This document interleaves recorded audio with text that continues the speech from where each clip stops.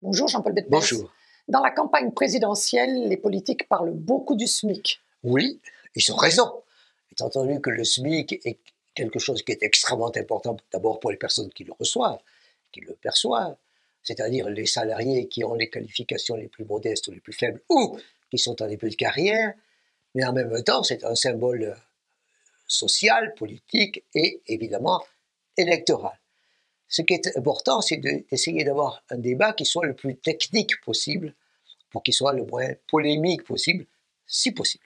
Commençons donc par les chiffres. Le salaire SMIC net, c'est 1 258 € par mois pour 35 heures par semaine. À ceci, il faut ajouter 330 € de charges, donc on arrive à 1 589 € par mois de salaire brut, plus 45 € qui seront payés par l'entreprise comme charge patronale.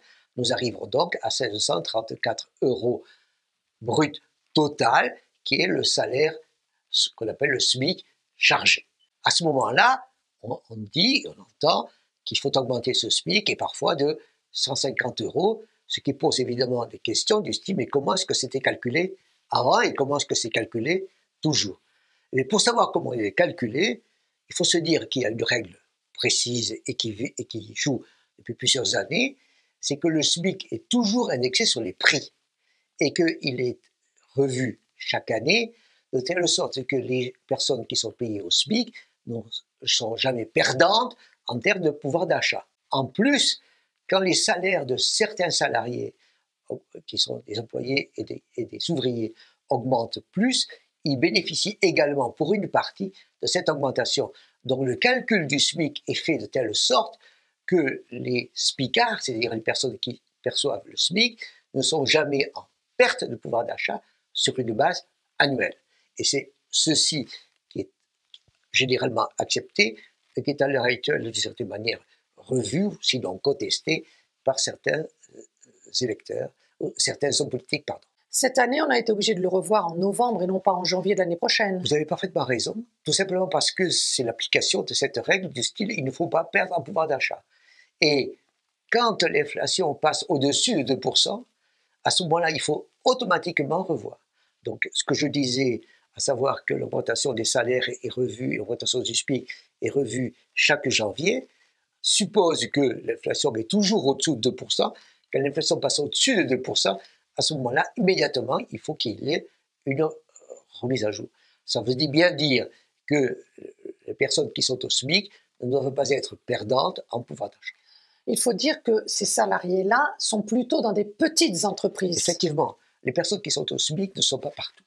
Les personnes qui sont au SMIC sont des personnes qui sont peu ou pas qualifiées, en début de carrière, mais aussi qui travaillent dans des entreprises petites ou moyennes et dans des villes petites ou moyennes.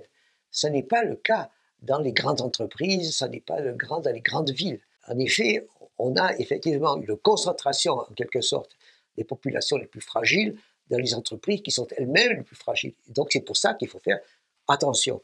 Dans les grandes entreprises, la question est totalement différente, parce que au-delà du SMIC chargé, les entreprises ont les moyens de payer des primes, ont les moyens de payer des aides, ont les moyens de payer l'intéressement, ont les moyens de payer le ticket restaurant, toute une série d'éléments qui n'existent pas dans les autres entreprises de taille plus petite, sans oublier non plus la participation aux frais de transport. Donc on a effectivement, et l'intéressement, donc on a bien l'idée que ce qu'on appelle le salaire chargé, autour de 500 € ne se retrouve pas du tout quand on est dans une grande entreprise et quand on est dans une grande ville. C'est donc bien l'idée que l'on a aujourd'hui un SMIC qui apparaît, mais qui est un SMIC qui est en fait concentré, polarisé dans des populations et des entreprises fragiles, ce qui prouve qu'il faut faire, à mon avis, attention à ce que l'on fait. Merci Jean-Paul Betbès. Je vous invite à vous abonner, je vous invite à liker, je vous invite à en parler, je vous invite à faire des commentaires. Donc, je vous invite, merci.